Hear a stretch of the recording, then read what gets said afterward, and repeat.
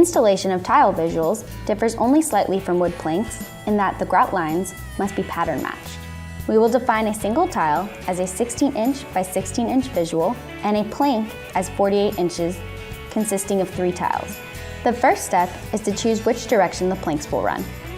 Next, measure the area and determine the width of the first and last row of planks. Most tape measurers clearly show 16-inch multiples. Note the distance from the last full 16-inch multiple to the molding track. Here it is 6 inches. We want the first and last row to be close to the same size and more than half of a tile. Therefore, we add the 6-inch to the 16-inch and divide by 2, resulting in 11-inch wide start and finish rows. Now measure across the area and determine the size of the first and last tile in the row. Once again, note how much is left after the last multiple of 16. In this case, 9.5 inches.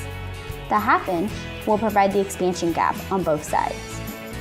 Instead of having 4.5-inch tile at both sides, add the 9 inches to 16 inches and divide by 2, giving you 12.5-inch tiles on both ends of the row. Cut the first tile of the first plank to size.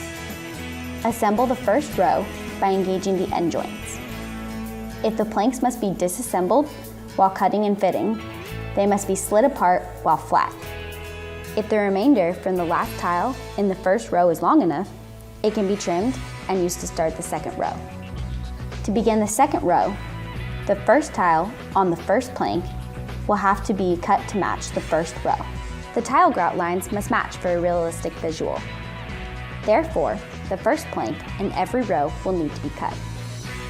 Always match the center of the grout lines. Stagger end joints 16 or 32 inches. Work for multiple boxes at all times. Continue the installation by engaging the tongue in the groove, aligning the end joints, and rotating the plank downward to lock the end joints. The last row will need to be trimmed. Either measure and cut, or use a full width scrap piece, including the tongue and groove, to trace a cut line onto a new plank. When the plank cannot be lifted to engage the tongue and groove at door jambs, remove the ridge on the groove end, apply tongue and groove adhesive to the groove, and slide the plank in place. Apply painter's tape to hold the planks tightly together until the glue sets, overnight if possible. After the tile is finished, install the molding. Here, we used multi-purpose reducer strips at the doorways and quarter round at the perimeter, including the base of the stairs.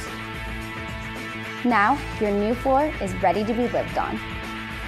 Brought to you by the Shaw Learning Academy and the Product Support Group.